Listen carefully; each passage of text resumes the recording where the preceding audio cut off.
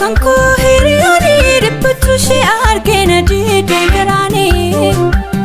meekutu bu'aarsi qalbii shirratti abdiin suma eeddee aduun itti baatee.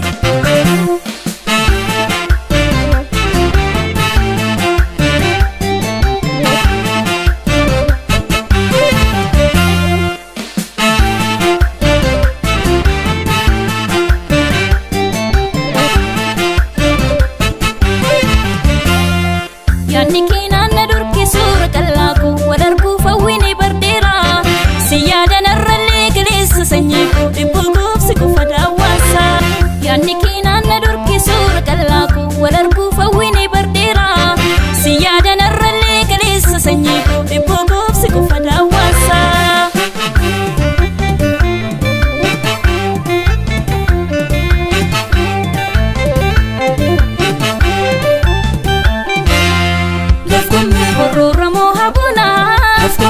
Sanuftanin berre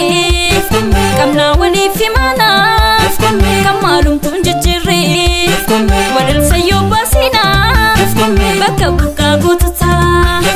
jannanan aifana omada be furmata achi damna najati biya bisa agati nufusan sinar kenne bijarraman lalanne upsi abdin kutani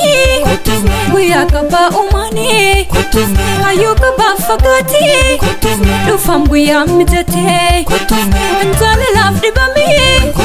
rawang guya lame kanaf upsa kabadu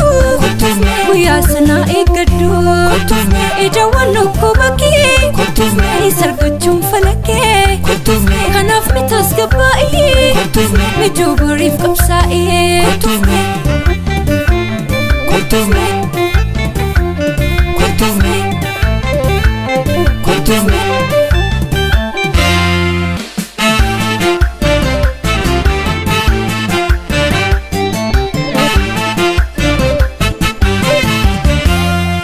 Hala barasi fagese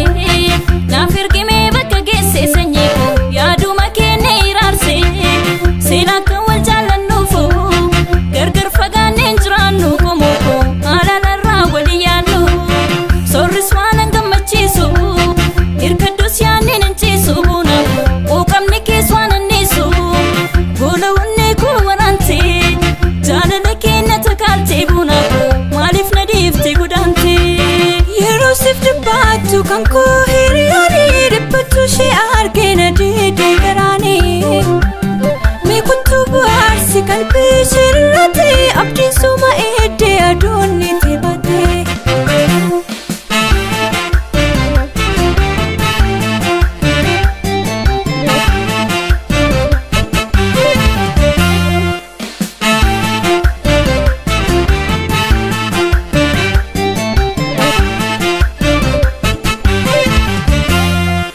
Nikina na durki sura kallaku wadarku fawini bardera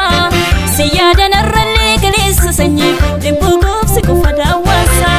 ya nikina na durki sura kallaku wadarku fawini bardera siyada narralle gelisa sanyiku dibulguf siku fadawasa.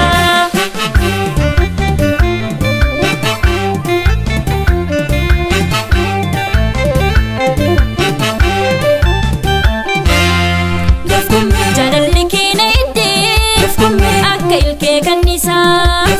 hojite keessa kiyya meeqamittan sidhiisa jaalalli keena idde akka ilke kanisa hojite keessa kiyya meeqamittan sidhiisa jaalalli keeshee hidde akka ilke kanisa hojite keessa sheesi miidhamtus yaada keeti jaalalli keeshee hidde akka ilke kanisa